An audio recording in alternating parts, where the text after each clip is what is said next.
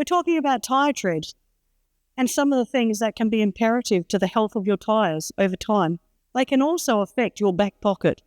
If we're not consistently checking tyre pressures and checking our tyres, they can wear unevenly without noticing them. This can actually cause premature tyre wear and premature replacement of tyres. If you ever see anything sticking out of your tyre, don't run your hand across it. You could slice your fingers open, especially if it's metal. There is actually a built-in wear indicator on your tyre. This can be a very good tool to use to understand when we are having to replace our tyres or when we have to start to budget for replacement of tyres.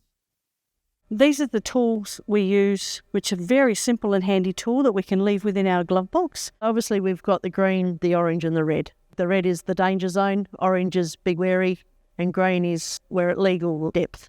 So I make sure it's in the gap in the middle, and then I look across the tyre surface. If when I'm doing it, I'm seeing the orange, you've got to be looking for tyres, and if it's in red, you should not be driving your car. Rotation of tyres is very important because tyres will wear differently. We do 80% of our braking on the front of our vehicle. Some people, when they get a flat tyre, they think, I'll just change one tyre. I say to people, it's like your shoes. A shoe wears, you don't just change one shoe, you change both. We generally recommend that and try to stick to the same tread pattern because they work together. The tread depth on our tyres will also keep us safe within our winter months. The tread on our tyre actually disperses the water away from our tyre to give us a better, secure footprint to the road. If you have low tyre tread, this can affect the stopping distances between you and the motorist in front. Things that we should take into account are our tyre pressures. If we have underinflated tyres, our tyres can wear and crown on the outer and inner edges. If we have an overinflated tyre, the tyre will wear through the middle of the section of tyre and prematurely cost us replacement of tyres before they need replacing. Recently, we held a workshop with connected women, and these are some of the amazing questions they asked.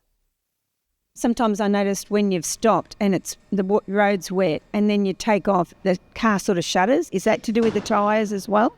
The tread actually works while the tyre is rotating, forcing the water away from the tyre.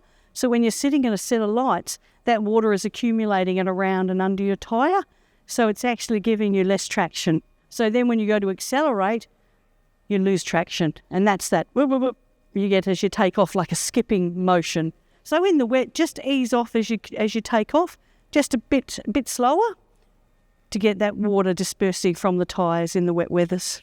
RAC, for the better.